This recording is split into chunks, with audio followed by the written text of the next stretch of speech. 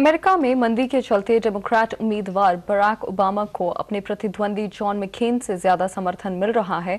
America में रह रहे आम और खास भारतीय यही संकेत दे रहे हैं कि इस संकट की घड़ी में अमेरिका को उबारने में ओबामा ज्यादा काबिल हैं।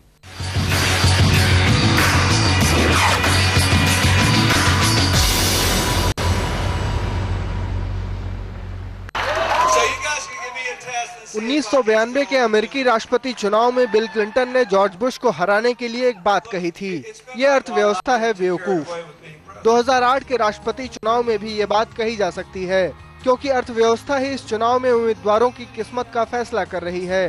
डेमोक्रेट्स को मुक्त व्यापार का विरोधी माना जाता है, लेकिन लगता है कि डेमोक्रेट उम्मीदवार ओबामा अर्थशास्त्रियों के भी चहेते बन गए हैं।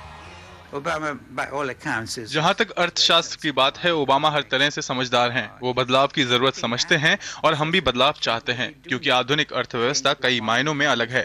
दुनिया भर में जबरदस्त कंपटीशन है, जिससे नौकरियों पर खतरा है।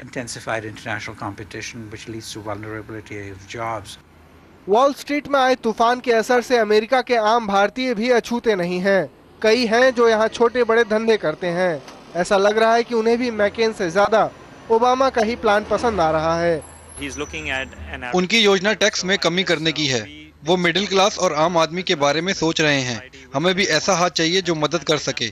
मुझे लगता है ओबामा की योजना ज्यादा सही साबित होगी। अमेरिका में रह रहे भारतीय परंपरागत तौर पर डेमोक्रेट्स का पक्ष लेते रहे हैं, और ऐसे में जब अमेरिकी अर्थव्यवस्था बुरे दौर से गुजर रही है, डेमोक्रेट ओबामा को राष्ट्रपति चुनाव में इसका बड़ा फायदा मिलता दिख रहा है। अनिरुद्ध भट्टाचार्य, न्यूयॉर्क।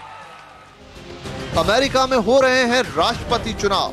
इसके नतीजों का हम पर भी पड़ेगा असर। एक तरफ है डेमोक्रेट बराक ओबामा, तो दूसरी तरफ है रिपब्लिकन जॉन मैकेन। इनमें से कौन करेगा भारत के हित की बात?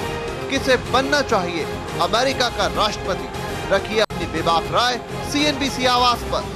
अपनी राय भेजने के लिए सेलफोन के मैसेज बॉक्स में टाइप कीजिए USP, स्पेस देकर बराक ओबामा के लिए लिखिए OBM, या फिर जॉन मैकेन के लिए लिखिए JMC और भेज दीजिए 52622 पर।